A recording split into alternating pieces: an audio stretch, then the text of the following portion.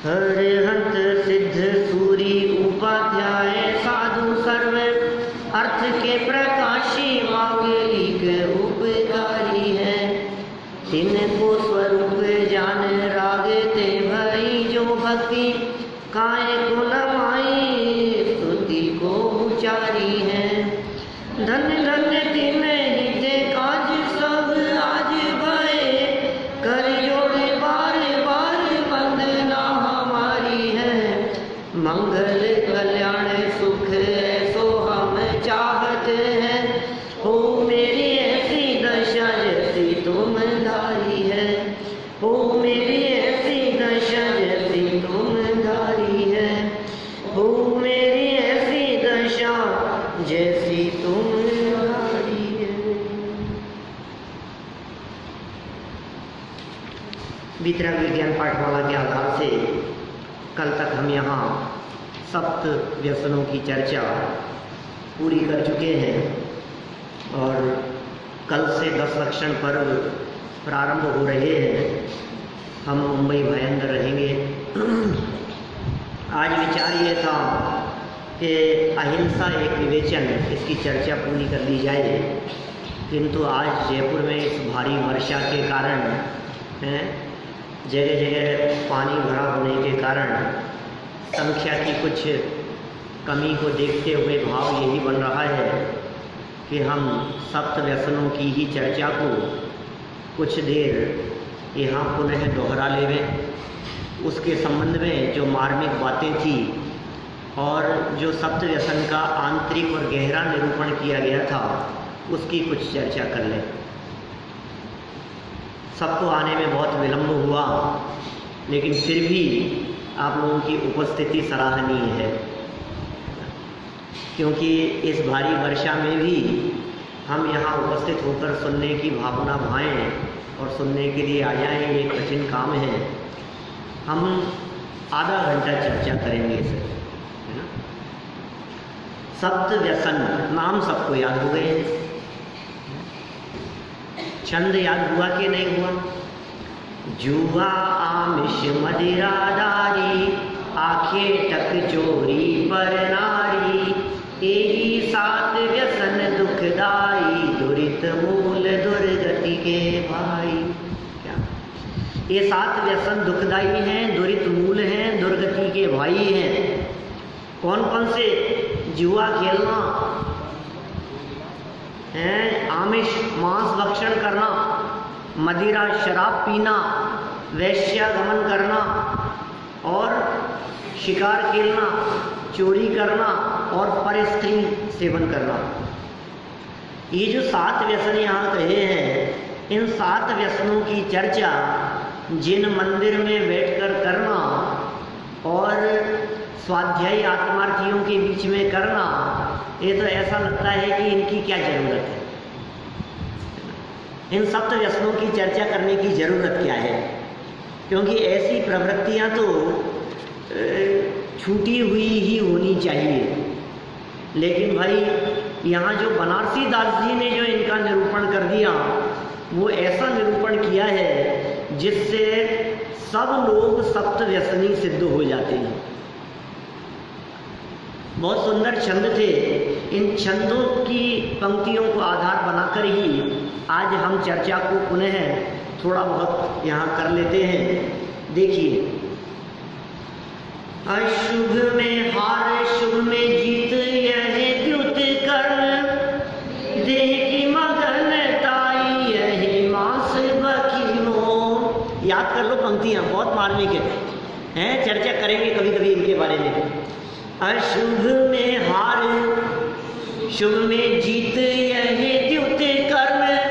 अशुभ में हार, अशुभ में हार, अशुभ कर्म का उदय, अशुभ भावों में, अशुभ परिणामों में, अशुभ परिस्थितियों में हार मानना, कमजोरी मानना, हीनता मानना, ये सब हार है। हार गए हम तो। किससे हार गए? पाप कर्म के उदय से हार गए। पुण्य का उदय आता है तो जीत महसूस होती है, पुण्य का उदय आता है तो खुशी महसूस होती है, पुण्य के उदय में प्रसन्नता महसूस होती है, उसी को जीत समझता है। बोले ये द्यूत कर्म है। द्यूत मतलब जुआ, कर्म मतलब क्रिया। ये जुआ की क्रिया है, ये अंतरंग जुआ के संदर्भ में बात कर रहे हैं। बाहर में जुआ खेलना उसको तो गवर्नमेंट भी रोकती है, समाज भी रोकती है, परिवार भी रोकता है और हमारा दिलो दिमाग भी रोकता है। हमारा दिल भी ये कहता है जुआ नहीं खेलना चाहिए, अंदर से मन ये बोलता है जुआ नहीं खेलना चाहिए। लेकिन ये लाइफ में जो प्रति समय जुआ चल रहा है उसका क्या होगा? लाइफ ही एक जुआ बनकर के रह गई है, ज्ञानियों की नहीं, अज्ञानियों की। अज्ञानियों की लाइफ में ये जुआ बराबर चलता रहता है, हार जीत के परिणाम निरंतर चलते रहते हैं, शुभ अशुभ की वृत्ति निरंतर बनी रहती है, अच्छे और बुरेपन की भावना, ये अच्छा हो गया, ये अच्छा हो गया। अरे पूजन करके, प्रवचन सुन के, स्वाध्याय में बैठकर ये जो संतुष्टि का परिणाम है ये शुभ में जीत मानता है क्या? इतनी तेज बारिश में भी यहाँ आए, मुझे मालूम है बहुत लोगों का मन ये कह रहा होगा पता नहीं प्रवचन होगा कि नहीं होगा, पता नहीं ऐसी स्थिति में इतना दूर से आ पाएंगे कि नहीं आ पाएंगे, कैसी परिस्थिति होगी।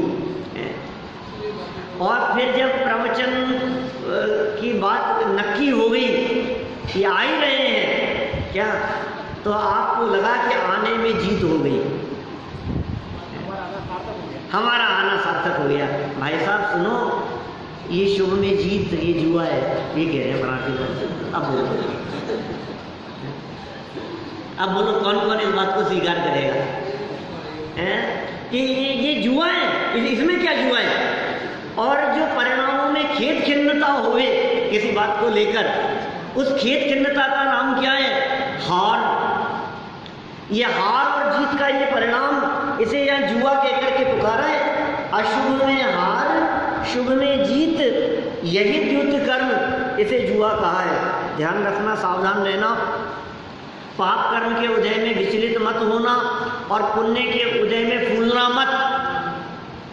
दौलत राम जी की नहीं, उनकी ये पंक्तियां, जुगल किशोर जी मुख्तार साहब की वो पंक्तियां याद रखना, मेरी भावना की।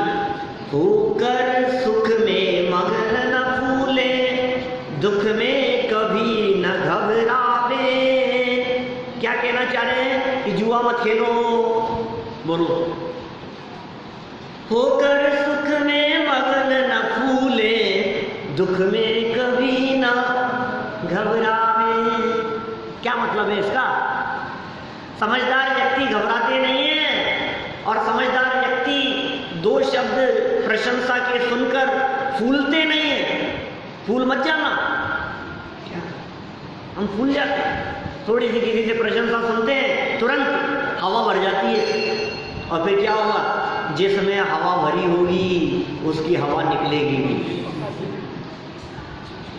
इसलिए हवा में फूलोगे तो हवा निकले बिना नहीं रहेगी, इसलिए फूलो मत कि हवा निकलने की नौबत आए। जब हवा फूलती है तो प्रसन्न होता है और जब हवा निकलती है तो टाइम फिक्स हो जाती है। ये क्या कह रहे हैं यहाँ पर? जुआ समझ में आया क्या है? सावधान रहना है ना। एक एक लाइन पर एक एक दिन चर्चा करो, ऐसी लाइनें हैं, खूब चर्चा करें इसके ऊपर। लेकिन देखो आगे बढ़ते हैं। जुआ की लाइन याद हो गई सबको? अशुभ में हार, शुभ में जीत, यही द्युत कर्म और देह की मगनताई, यही मांस बखी हो। देह की मग्नता, ये मांस बखी हो, मांस खा रहा है, मांस। देह की मग्नता से दिन रात आईने के सामने घूमता फिरता, जैसे निकलता है मैं कितना सुंदर लग रहा हूँ, मैं कितना सुंदर लग रहा हूँ, और ऊपर से जो पॉलिशिंग करता है, लीपा पोती करता है ऊपर से, ये सब मांस खाने बराबर है। अरे नहीं साहब, हम कहाँ मांस, आप क्या बात कर रहे हो? हम तो जैनी हैं, हम कहाँ मांस खाने की बात करें? शरीर के पोषण का नाम ये मांस ही है ना। ये क्या चीज है? ये देह तो मांस है ना। मांस के बढ़ाने की चिंता और इस मांस के कम करने की चिंता, निरंतर मांस के चक्कर में तो उलझाए। अरे चमड़े पर जिसकी दृष्टि है वो चमार है। अष्टावक्र का वो प्रसंग सबने सुना है। शरीर 8 जगह से टेढ़ा था अर्जुन, क्या शरीर ऐसे मुड़ा हुआ था। बहुत बड़े विद्वान थे, नाम था उनका अष्टावक्र। क्या 8 जगह से टेढ़ा शरीर उनका। और विद्वत सम्मेलन में उनको बुलाया, राजा के निर्देशन में सभा लगी, सब विद्वानों को बुलाया गया।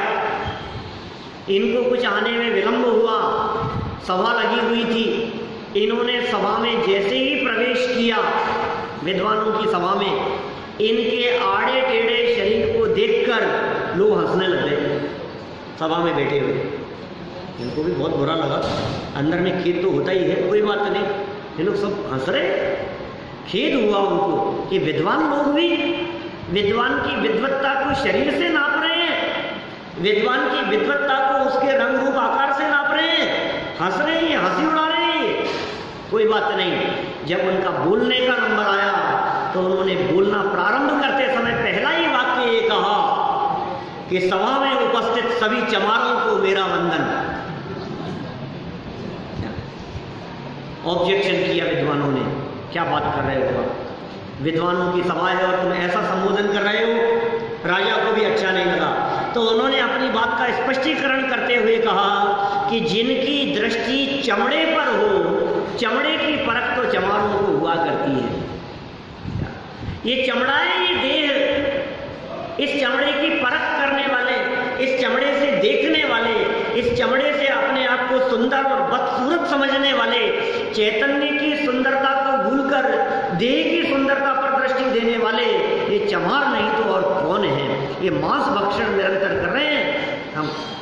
जिसके श्रृंगारों में मेरा ये महंगा जीवन भूल जाता, अत्यंत अशुचि ये देह, ये मांस, इस मांस से इस चेतन का कैसा नाता, मेरा क्या नाता है इससे, कोई संबंध नहीं है। इसलिए देह से भिन्न अपने ज्ञायक तत्व को देखने का प्रयास करना, ये ऐसी अद्भुत बात ये यहाँ बनारसी दास जी ने मांस भक्षण के संदर्भ में देह के प्रति एकत्व बुद्धि तोड़ाने के संदर्भ में की।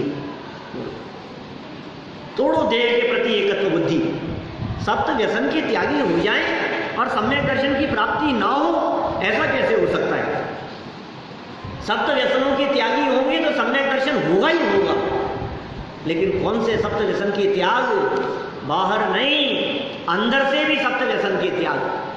अभी तो जगत के जीवों के बाहरी व्यसनों का भी ठिकाना नहीं है, हम किस किस की बात करें। माहौल बिगड़ा हुआ सा दिखाई देता है। मुझे एक वाक्य न्यूज़पेपर में पढ़ा था तरुण सागर जी महाराज का, वो याद आता है कि आगे आने वाले समय में ये दिगंबर, श्वेतांबर, 13पंथी, 20पंथी, ये ऐसे समाजों में जैन नहीं बटेंगे। आगे आने वाला समय ऐसा आ जाएगा जब आप शाकाहारी जैन और मांसाहारी जैन ऐसे जैनियों में बढ़ जाएंगे। कोई आश्चर्य वाली बात नहीं है। समाज में जिस तेजी से ये विकृतियां बढ़ रही है, निश्चित रूप से इन पर भी अंकुश लगाने की जरूरत है। बच्चों में दृढ़ संस्कार डालने की जरूरत है कि जीवन पर्यंत के लिए दृढ़ प्रतिज्ञाबद्ध होकर के इनका त्याग करें। आज यदि आप हिंदुस्तान की सीमाओं के बाहर जाकर के देखें तो वहाँ तो माहौल ही ऐसा दिखाई देता है। मैं 100% तो नहीं कह सकता क्योंकि अनेक लोगों का जीवन शुद्ध सात्विक भी वहाँ दिखता है, लेकिन फिर भी 99% कहने में मुझे कोई अतिशयोक्ति नहीं लगती है कि वहाँ बाहर बसे हुए हिंदुस्तानी लोग भी 99% लोग नॉनवेज खाने वाले हैं, शराब पीने वाले हैं। क्या स्थिति है? मैं जो 0.1% की जो बात कर रहा हूँ ना, कुछ लोगों की, वो भी यहाँ से गए हुए लोग, कुछ स्वाध्यायी अपने लोग, लेकिन उनके घर के बच्चों की भी यदि आप स्थिति देखोगे तो यही स्थिति दिखाई देगी। तो स्थूल रूप से तो त्याग होना ही चाहिए। हम तो अपने हिंदुस्तान की सभाओं की बात करते हैं, यहाँ तो मांस भक्षण वाले मुश्किल है, नहीं होंगे, नहीं होने चाहिए। है ना। लेकिन देह की मग्नता रूपी मांस भक्षण, ये जो मार्मिक चित्रण हुआ है, ये कोई गजब बात यहाँ हो गई है।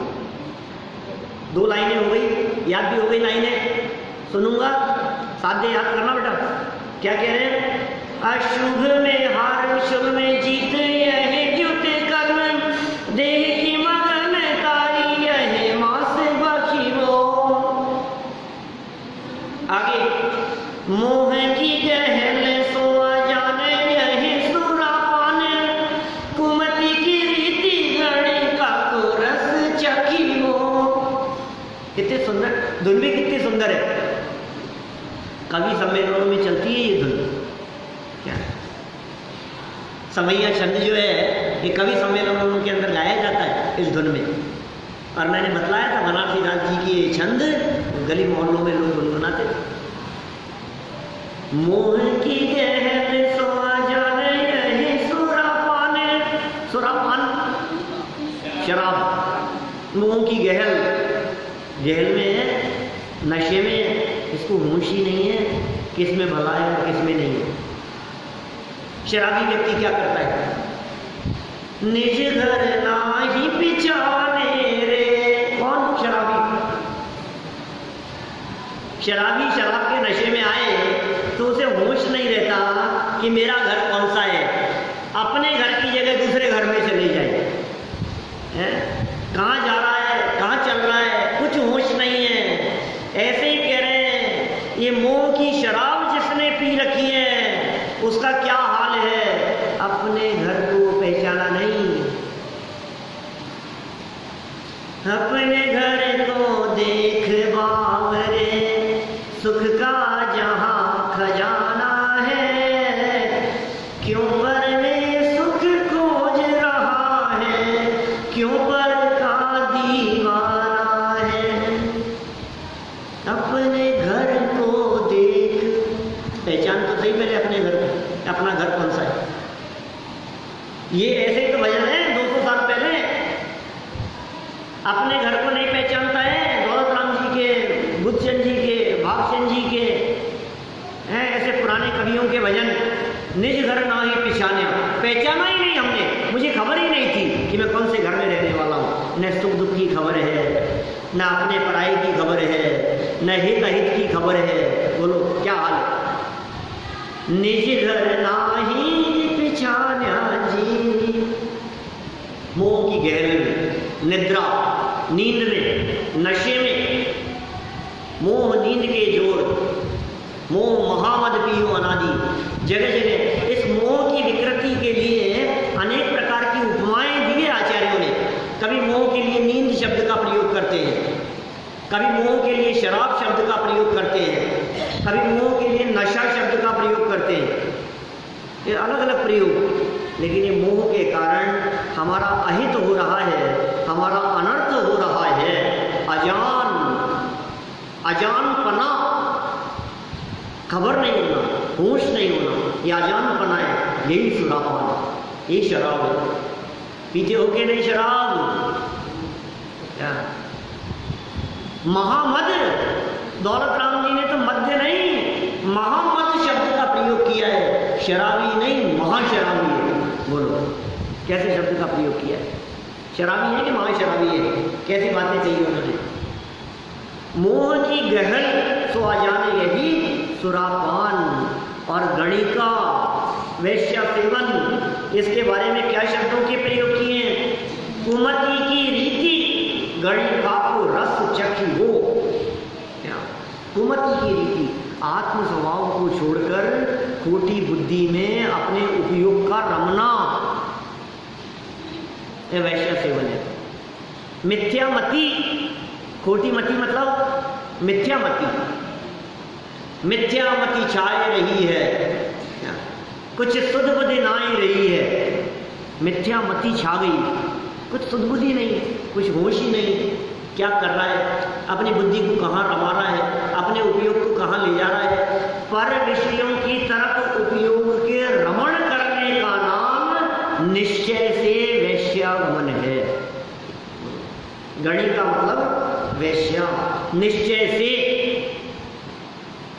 बुद्धि पर में रम रही है, बुद्धि का आकर्षण पर विषयों की तरफ है, विषयों में सुख बुद्धि गणिका को रस चखियो। और क्या कह रहे हैं? निर्दय है प्राण घात कर वो ये है शिकार। निर्दय होकर के प्राणों का घात करना। कौन से प्राणों का घात करना? कि निर्दय हुए, ये शब्द मूल है यहां। परिणामों में जो निर्दयता है, हृदय की जो कठोरता है, हृदय की जो क्या कहेंगे उसे, कठोरपना, उसको यहां शिकार करना क्या है? पर के शिकार को तो सारी दुनिया शिकार कहती है। क्या कल तो हमने चर्चा और अलग प्रकार से भी की थी। बड़े बड़े शेर, चीता, बाघ आदि, हिरण आदि पशुओं के शिकार को सारी दुनिया शिकार कहती है, लेकिन घर में रहने वाले छोटे छोटे से प्राणियों का शिकार भी तो शिकार है,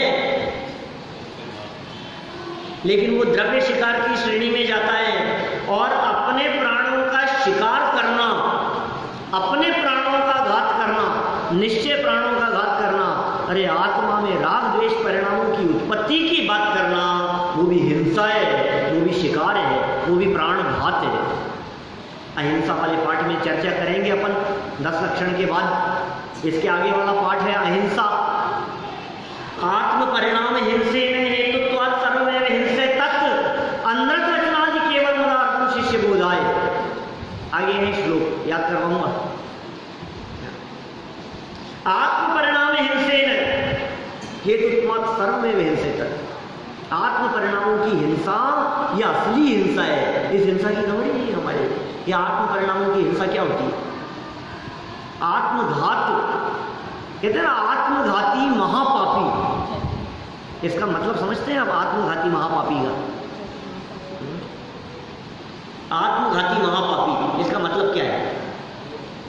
दूसरे को मारने की अपेक्षा जिसने आत्महत्या कर ली हो वो महापापी है। अब कहाँ है महापाप? गया वो तो, अब तो दूसरा जन्म ले लिया। अब कौन सा महापाप? आत्म परिणामों का घात, वो महापाप है। स्वभाव का घात, वो महापाप है। स्वभाव की सुध-बुध नहीं होना, वो महापाप है।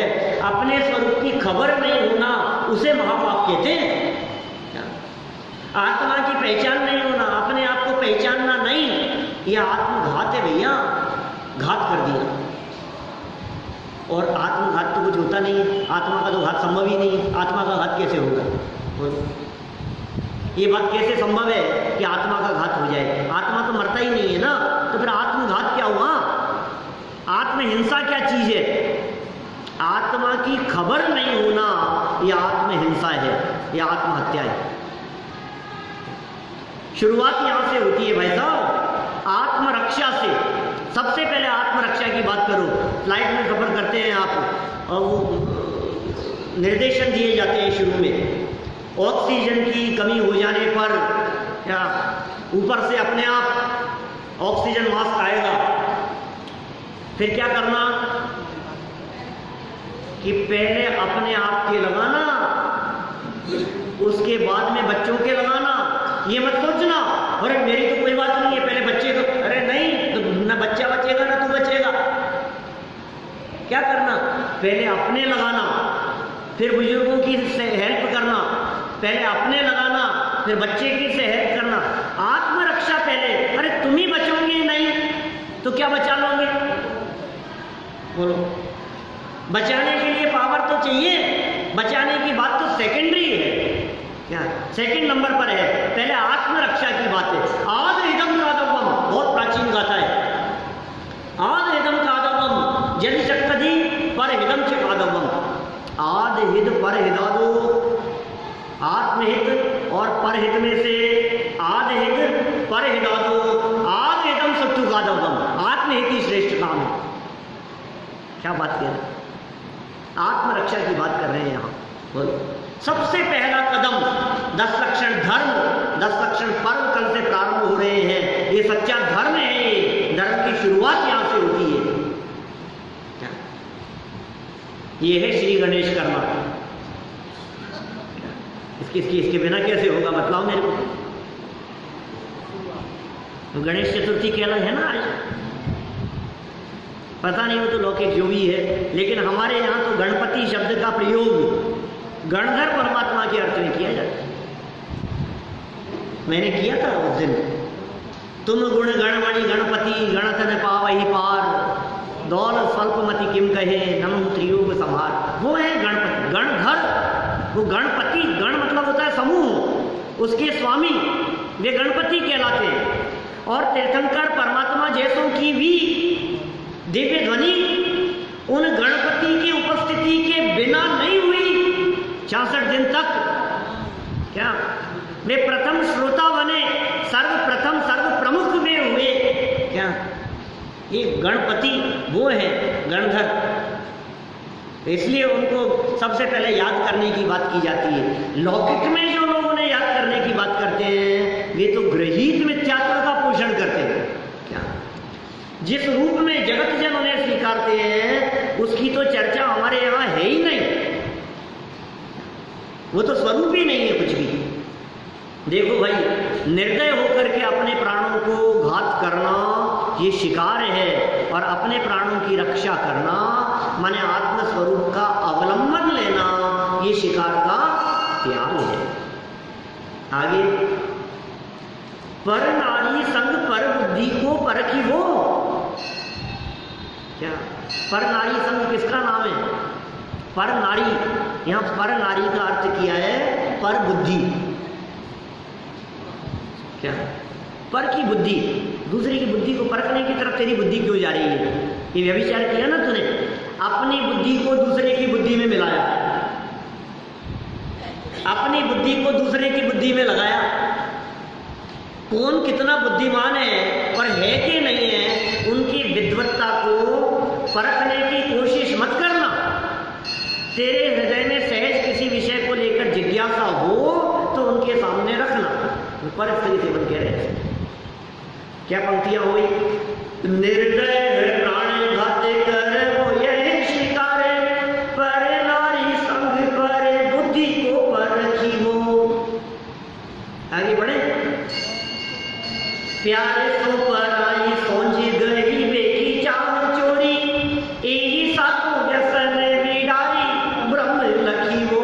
क्या प्रेरणा दे रहे हैं? चोरी करते हो कि नहीं? अरे चोरी आज तक हमें याद नहीं है कि हमने स्कूल में भी कभी किसी की पेंसिल भी चुराई हो। हमने कभी चोरी नहीं की। ये देखो क्या कह रहे हैं, ये निश्चय से चोरी किसका नाम है? अरे बाहर में दिखाई देने वाली चोरी तो निश्चय चोरी के परिणाम स्वरूप दिखने वाली जड़ की क्रिया है, उनमें क्या दाम है?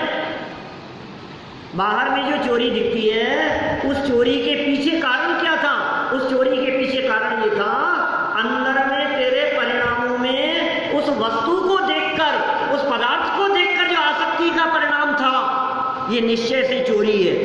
तेरे मन में दूसरी वस्तु को देख करके आकर्षण पैदा हुआ तो क्यों हुआ ये बता।